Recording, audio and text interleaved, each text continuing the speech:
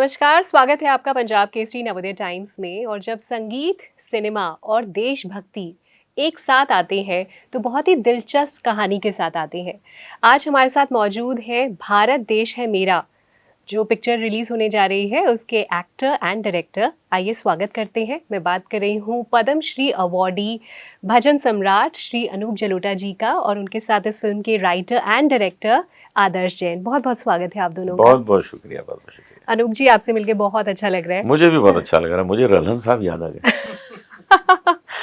जी, उनकी फिल्म मुझे बहुत अच्छी लगती थी। कुछ फिल्मों में उन्होंने और महमूद जी ने साथ में काम किया था, वो भी जबरदस्त फिल्में थी जी, कॉमेडी जी। की। आप चेक करिएगा, उन्होंने और महमूद जी ने ओके, कुछ साथ में बनाई थी। ये ज़रूर चेक करूंगी।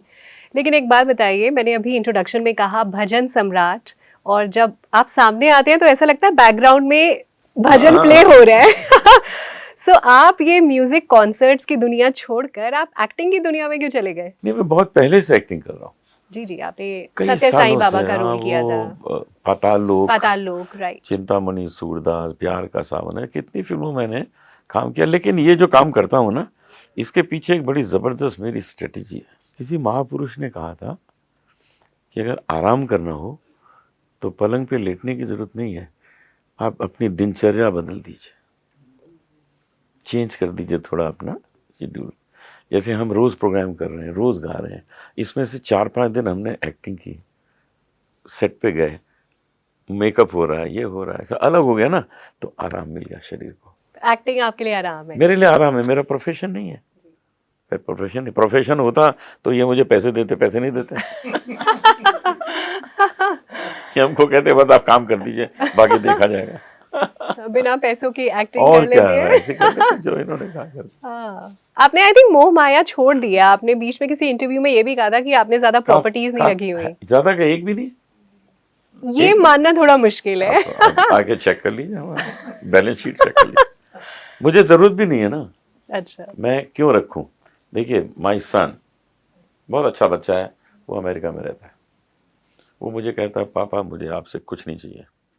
तो अगर मैं यहाँ प्रॉपर्टीज लेता हूँ तो मेरे जाने के बाद उसको कितनी तकलीफ हो कि आके उसको बेचना, ये वो 50 चीज़ें। आजकल प्रॉपर्टी बेचना कोई आसान है? तो लेने की क्या ज़रूरत है? किराए पे रहता हूँ, बस जब गए ख़त्म, मामला है ही नहीं कुछ।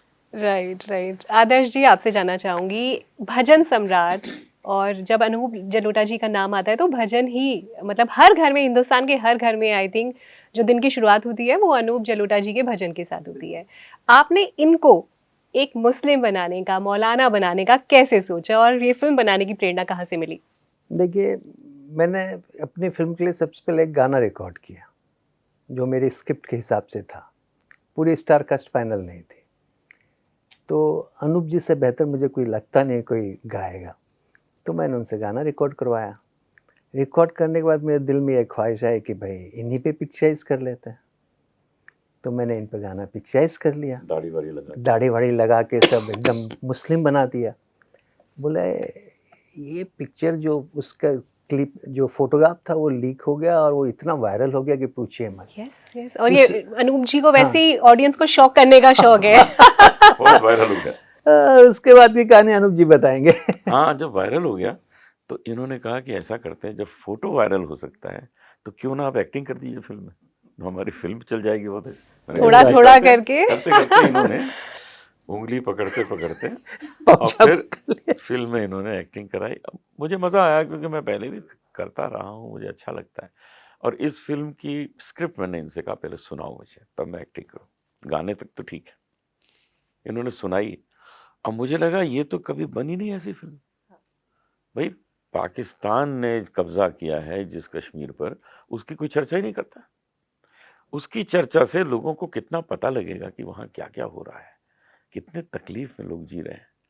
अरे अनाज नहीं मिलता है, बिजली नहीं है, पानी नहीं है, ऊपर से वहाँ के फौजी अलग उन लोगों को तंग करते हैं, टेररिस्ट अलग तंग करते हैं। तो उनके लिए तो जीवन नर्क हो गया है। तो उनके ही मुंह से आवाज़ निकल रही है कि भारत मेरा है, मुझे भारत में संभालो, मुझे ले चलो, वहीं पे मुझे रहना है। तो भारत देश है मेरा, वो कह रहे हैं। हम लोग तो कहते ही हैं। तो भारत देश है मेरा, कश्मीर जो पाकिस्तान ने कब्जा किया, वहाँ के लोग कह रहे हैं, ये यहाँ की जनता को जानना बहुत ज़रूरी है। True true. अनूप जी, आपका जो संगीत है और ख़ास तौर पे जो आपके भजन की अगर हम बात करें तो वो एक ऐसा माध्यम है जो कि एक 100 साल का इंसान, 80 साल का इंसान या कोई 5 साल का बच्चा भी इंजॉय करता है। कोई स्पेसिफिक ऑडियंस एज ब्रैकेट नहीं डाल सकते। लेकिन when it comes to a film like this, आपको क्या लगता है कि कौन सी एज की ऑडियंस इस फिल्म के साथ रिलेट करेगी?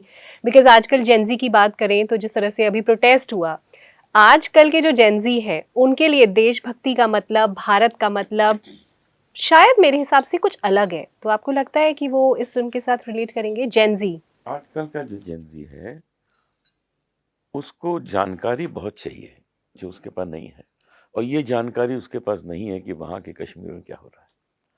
तो जब वो ये जानेंगे तो उनको अच्छा लगेगा कि वो लोग भी हमारे देश में आने को इच्छुक हैं।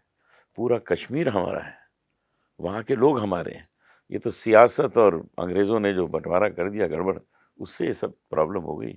नहीं तो कश्मीर तो पूरा हमारा था ही, हमारा ही है। अब इस चीज़ को ठीक करना है, और हमारे रक्षा मंत्री राजनाथ जी ने बहुत अच्छी बात इस बार कही है कि अगर पाकिस्तान से अब बात होगी तो पीओके के बारे में ही बात होगी। कितनी अच्छी राइट। बात कही है, क्योंकि वहाँ के लोगों का दुख दर्द दूर हो जाए, वहाँ के लोग सुख से रहने लगें, यही हम चाहते हैं। आजकल के जो टाइम्स हैं आदर्श जी, आपसे जानना चाहूँगी बिकॉज़ सोशल मीडिया पे कोई भी एक सेंटेंस बहुत ज़्यादा अलग अलग तरीके से लिया जाता है और बहुत बड़ा उसका इशू हो जाता है। उसको ट्रोल करने के लिए भी लोग आ जाते हैं, उसके अगेंस्ट भी आ जाते हैं। तो इस तरह का सेंसिटिव टॉपिक, इस पर फिल्म बनाना, आपको लिखने में चैलेंजेस आए, शूट करने में चैलेंजेस आए, या लोगों को कन्विंस करने में चैलेंजेस आए? किस तरह की चुनौतियों का सामना करना पड़ा? हर तरफ चुनौती ही चुनौती भरी हुई थी, हर चीज़ में। एक्टरों को कन्विंस करना, अनूप जी तो हैं ही। एक एक सीन पिक्चराइज कर रहा था जिसमें नारे लगाने थे, पाकिस्तान मुर्दाबाद। एक एक्टर बोलता है मैं नारे नहीं लगाऊंगा, पाकिस्तान मुर्दाबाद। बोले क्यों नहीं लगाओगे भाई? कारण मेरे वहाँ फ़ैन फॉलोइंग बहुत ज़्यादा है।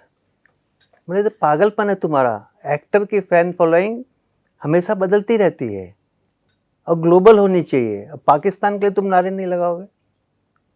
फिर उसने माफ़ी मांगी और फिर काम किया। नहीं, हमारी गज़लें, हमारे भजन हाँ। पाकिस्तान में बहुत सुने जाते हैं। तो अगर हम ये सोच लें कि पाकिस्तान मुर्दाबाद हम नहीं बोलेंगे तो गलत हो गया। वो तो म्यूज़िक पसंद कर रहे हैं ना वो। तो म्यूज़िक इज़ सेपरेट थिंग, जी। और पैट्रियोटिक और नेशनल ये तो अलग है। ये फिल्म भी कहीं ना कहीं हिंदू मुस्लिम एंगल से डील करती है, जितना मैंने ट्रेलर में देखा। थोड़ा बहुत कहीं कहीं कुछ एंगल्स हैं। अच्छा, आपने इतने साल, दशक बिताए हैं इस फिल्म इंडस्ट्री में, आपने हिंदू मुस्लिम कम्युनिटी को लेकर कुछ डिफरेंसेस देखे? आपको लगा कभी भेदभाव होता है हिंदू मुसलमान को लेकर फिल्म इंडस्ट्री में? फिल्म इंडस्ट्री में बिल्कुल नहीं होता, क्योंकि मुस्लिम ने फिल्म इंडस्ट्री को बहुत ही खूबसूरत जगह पहुंचाया है। हम म्यूज़िक में देखें तो नौशाद साहब, गुलजार जी। गुलजार तो सरदार हैं। गुलजार साहब सरदार तो नौशाद साहब का, जावेद अख्तर साहब, नौशाद साहब, और भी बहुत लोग हैं जिन्होंने, दिलीप कुमार साहब, एक्टिंग में दिलीप कुमार साहब ने कमाल किया। ऐसे बहुत से लोग हैं जिन्होंने गज़ब ढाया है, गज़ब का काम किया है। हिंदू तो ही हैं। और एक बात है कि महाराष्ट्र में दूसरे स्टेट के लोगों ने आकर कमाल किया।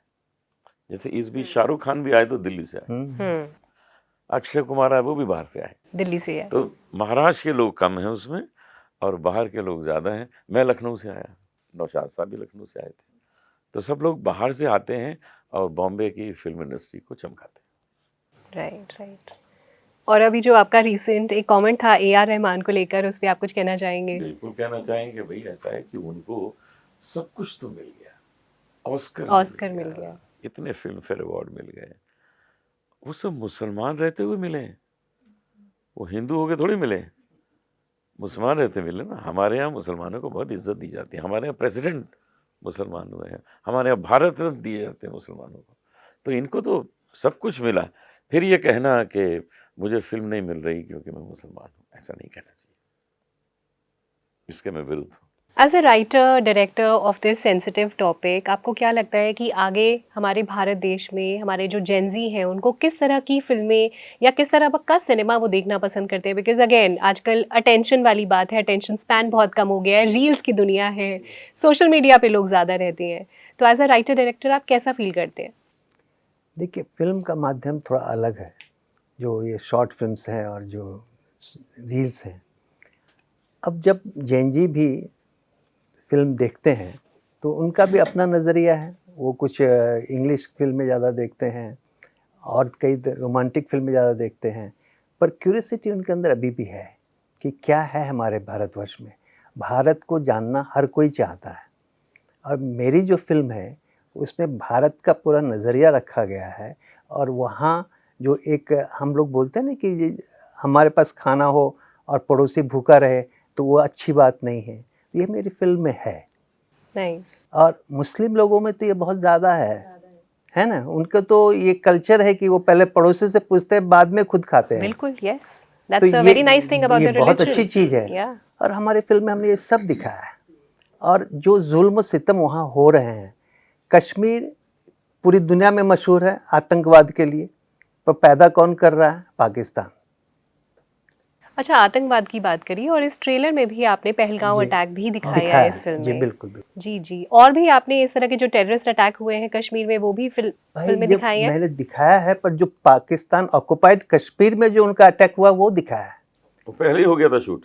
अभी देखिए, संभालिए। अभी हमने पहले हो गया था। पहले ये शूट हो चुका था हमारा, उसके बाद ये हुआ पाकिस्तान का। हम लोगों ने एक सीन रखा था जिसमें वहाँ के मिलिट्री जो है, जो लोकल बंदे हैं वो आवाज़ उठा रहे हैं उसके अगेंस्ट, तो गोली मार देते हैं।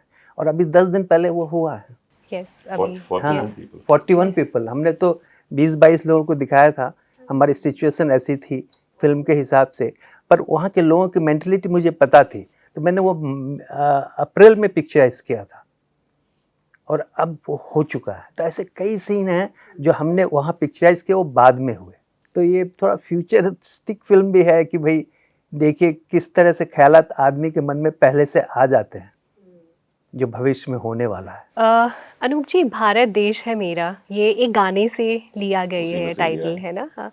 जहाँ डाल डाल पर सोने की चिड़िया करती है बसेरा, वो भारत देश है मेरा, वो भारत देश है मेरा।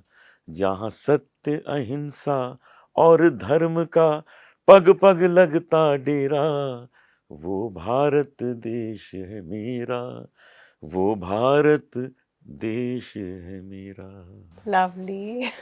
मेरी पूरी बहुत फिल्म खूबसूरत। इसी के ऊपर है। नाइस। इसी थीम पे जो इन्होंने गाया अभी, वो मेरी फिल्म में वो गुलदस्तों की तरह समाया हुआ। वाओ। अच्छा, इतना खूबसूरत आपने संगीत गाया। अगर आपसे पूछूं मैं, भारत आपके लिए क्या है, कैसे डिफाइन करेंगे आप? भारत एक ऐसा स्थान है जहाँ हर व्यक्ति अपनी माँ की पूजा करता है, लेकिन दूसरे की माँ का सम्मान करता है। हम अपने धर्म की पूजा करते हैं, दूसरे के धर्म का सम्मान करते हैं। यही कारण है कि कहीं मस्जिद से हम गुजरते हैं तो सर झुक जाता है, गुरुद्वारे से गुजरते हैं सर झुक जाता है, अपने आप झुक जाता है, चर्च के सामने से गुजरते हैं अपने आप सर झुक जाता है। ये कोई हमको कहता नहीं है कि करो, तो ये हमारे रोम रोम में बसी हुई है ये बात। यही भारत है। वाओ, कितने खूबसूरत ढंग से आपने इसे एक्सप्लेन किया है। हाउ लवली, मेरे तो रोंगटे खड़े हो गए सुनते सुनते। How nice, and we are so looking forward to the film. बहुत बहुत धन्यवाद आपका इस तरह की फिल्म बनाने के लिए, अनूप सर को उस फिल्म में लेने के लिए। सर, जाते जाते मैं जानना चाहती हूँ, कौन सा संगीत या कौन से भजन की आपको सबसे ज़्यादा फरमाइशें आती हैं? जैसे मेरे जो टॉप 3 भजन हैं आपके, जो मैं खूब सुनती हूँ, ऐसी लागी लगन, मैया मोरी मैंने ही माखन खायो, और पायो जी मैंने राम रतन धन पायो। मैं लेकिन आपको सुनाता हूँ। जी ऐसी लागी लगन, आप साथ में गाइए, आप तो गा रही थी अच्छा। ऐसी लागी लगन, मीरा हो गई मगन, वो तो गली गली हरि गुण गाने लगी, महलों में पली बन के जोगन चली, मीरा रानी दीवानी कहाने लगी। ऐसी लागी लगन, मीरा हो गई मगन। बहुत खूब। और जाते जाते मेरा आखिरी सवाल, कौन सी ऐसी चीज़ है जो आपने अभी तक नहीं करी है? आप इतने अच्छे गायक रहे हैं, अब अभिनेता के तौर पे भी हम आपको जान गए हैं, कौन सा ऐसा आपको लगता है आर्ट फॉर्म अभी एक्सप्लोर करना बाकी एक है? चीज़ थी जो नहीं हुई थी अभी तक, वो आज हो गई, ये इंटरव्यू हो गया आपके साथ। अब कुछ बहुत नहीं रह खूब। गया, सब हो गया। अच्छा, आपकी छवि जो बिग बॉस के बाद बदली, वो जो मिसकंसेप्शन है लोगों को लेके, जब मैंने अपनी फ्रेंड्स को बताया मैं अनूप सर का इंटरव्यू लेने जा रही हूँ, तो एक सवाल उन्होंने पूछा मुझसे कि उनसे पूछना जो बिग बॉस में हुआ था वो सच था या झूठ, क्या कहना उन्होंने चाहेंगे? ये नहीं पूछा कि जसलीन आ रही है क्या साथ। पूरा ड्रामा था, ओके वो 1.5 महीने का ड्रामा था, जी। जितने समय में वहाँ था, बाकी कुछ नहीं। अच्छा, आपको लगता है लोगों का इम्प्रेशन या पर्सपेक्टिव आपको लेके बदला उसके बाद? ज़रूर बदला होगा थोड़े टाइम, लेकिन बाद में मैंने क्लियर कर दिया कि ऐसा कुछ नहीं है। और अगर कहीं किसी ने मुझे देखा होता उसके साथ, कहीं किसी क्लब में, कहीं फिल्म देखते हुए, किसी सोशल मीटिंग में, कहीं बाहर घूमते हुए, तो लोगों को लगता है कि ये तो सच है। सोशल मीडिया के ज़माने में आप छुपा थोड़ी सकते हैं सब, लेकिन किसी ने देखा ही नहीं तो लोग समझ गए, सब हंगामा था, हो गया, खत्म हो गई बात। चलिए, जैसे वहाँ आपने हमें शॉक किया, सरप्राइज किया, अब अब आपकी परफॉर्मेंस से सरप्राइज होने के लिए हम सब तैयार देखिएगा, हैं। जरूर देखिएगा। जी, बहुत बहुत धन्यवाद इस थैंक्स इंटरव्यू सो के लिए। Much, thank thanks you. So much.